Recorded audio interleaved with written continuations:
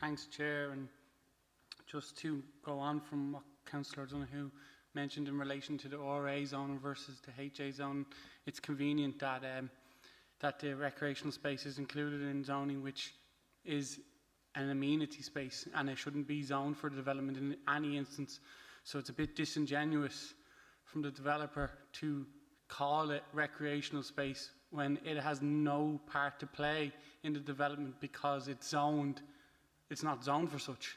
So it has to be public open space. So it's very disingenuous for a developer to say that they're somehow offering up to the community a nature reserve in a habitat that's already zoned for such, and they're putting this as part of their project. And what bothers me more is that although it's not project splitting because it's all in one application, it's a phased approach. And what I looked at, when you look at phase 1 and 2, phase 3 actually uses some of the minimal open space provided in the first 2 phases to be developed in future phases. So it's open space for a phase or during that 10-year time from what I looked at. And what is also confusing is in terms of the Development Management Standards 28 in terms of the 22-metre distances. If you look at the drawings from the various phases, the distance aren't very clear on the architect drawings between different phases because they're very much done on a whole site level or phased approach.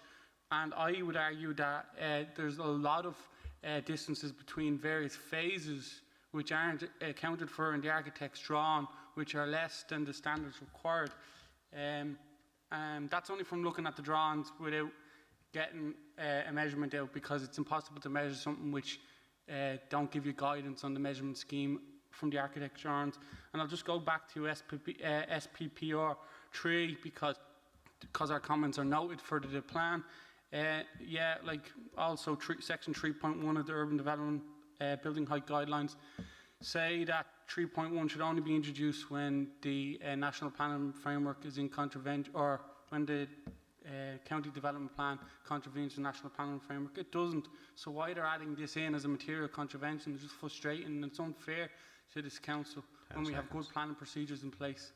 It's disingenuous and unfair to the community, and I think as Councillor Henchy said, the densities are disingenuous to the actual lands used for the site, taking on board that a huge portion of the land can't be used for residential development in the first instance. Thanks, Chair. Thanks.